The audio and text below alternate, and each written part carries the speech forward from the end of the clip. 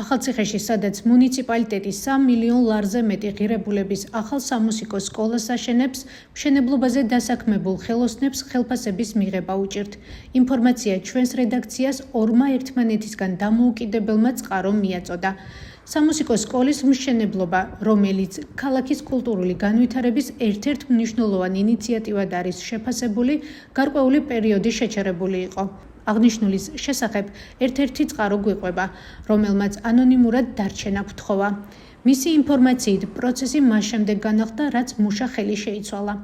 იმას, რომ ახალციხის მერიის ტენდერში გამარჯვებული კომპანია სამუსიკო სკოლის მშენებლობაზე დასაქმებულებს ხელფასს არ აძლევს, გვიყვება პარლამენტის წევრი გახარია საქართველოსთვის სოფიო ხორგუანი. ის პარტია გახარია საქართველოსთვის სამცხე-ჯავახეთის ყოფილი კოორდინატორია.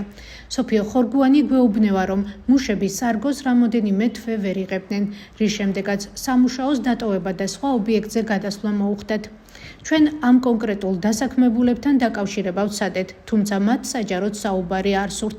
როგორც პარლამენტის წევრს მომმართეს მოქალაქეებმა ამჯერად სამუსიკო სკოლასთან დაკავშირებით მშენებლობაზე დასაქმებულებმა, რომლებსაც აქვთ პრობლემა და ასევე შეშინებულები და არ სურთ ღიად ამაზე საუბარი და ამბობენ იმას, რომ სამუშაოები ჩაატარეს და ეს შეასრულეს და შემდეგ ხელფასი არ გადაუხადეს და მერე ყოველ ჯერზე იღებდნენ დაპირებას, რომ ამ კუთვნილ ხელფასს მიიღებდნენ, მაგრამ ეს დაპირება დარჩა და ეხლა ეს ბოლო დღეები საერთოდ ტელეფონზეც არ პასუხობენ.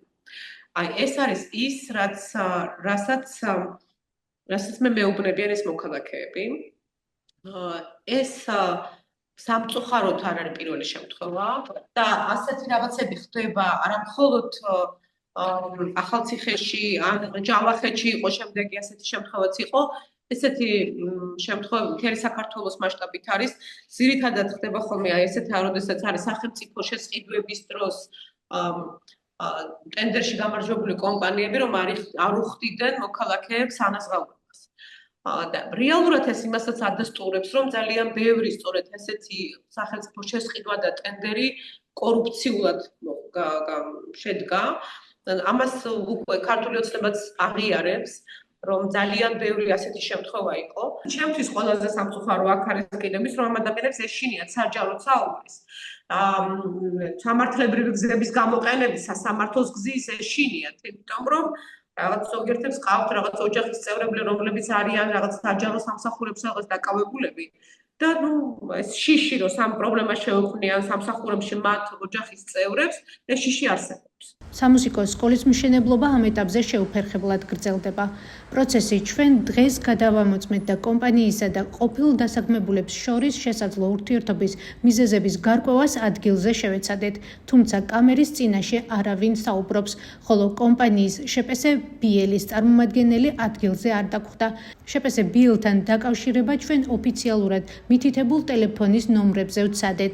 საზოგადოებასთან ურთიერთობის სამსახურში გვითხრეს, რომ კითხვები წერილობით გაგვეგზავნა. ჩვენ კომპანიას წერილი გავუგზავნეთ. ახალციხის მუნიციპალიტეტის მერიამ სამუსიკო სკოლის მშენებლობისთვის 3 მილიონ 587,156 ლარზე ტენდერი 2025 წლის 8 იანვარს გამოაცხადა. მასში მონაწილეობა 4 კომპანიამ მიიღო. შერჩევა შეფასების ეტაპზე მერიამ შპს ბიელი შეარჩია, რომელსაც სხვა კომპანიებთან შედარებით ყველაზე დაბალი თანხა 3 მილიონ 155,999 ლარი ჰქონდა შეთავაზებული. საბოლოოდ ხელშეკრულებას 3 მილიონ 49,059 ლარზე გაფორმდა. სატენდერო დოკუმენტის მიხედვით გამარჯვებულმა კომპანიამ სამუსიკო სკოლის მშენებლობა 2026 წლის მაისის ბოლოს უნდა დაასრულოს. აქვს თუ არა ინფორმაცია მერიას იმის შესახებ, რომ ტენდერში გამარჯვებულ კომპანიასა და დასაქმებულებს ანაზღაურების თაობაზე უთანხმოება აქვთ. ასევე რამდენად ადასტურებენ ინფორმაციას სამუსიკო სკოლის მშენებლობის სავარაუდო შეფერხების შესახებ. ამ კითხვებით ჩვენ ახალციხის მერიას დაუკავშირდით. უწყებაში ჩვენს დასმულ კითხვებს არ უპასუხეს და გვითხრეს, რომ ამ ეტაპზე მშენებლობა შეფერხების გარეშე მუშაობს. ახალი სამუსიკო სკოლის მშენებლობა შალვა ახალციხელის 5 ნომერში მიმდინარეობს. სატენდერო დოკუმენტის მიხედვით თანხის ნაწილი სახელმწიფო ბიუჯეტიდან, ხოლო ნაწილი მუნიციპალური ბიუჯეტიდან გამოიყოფა.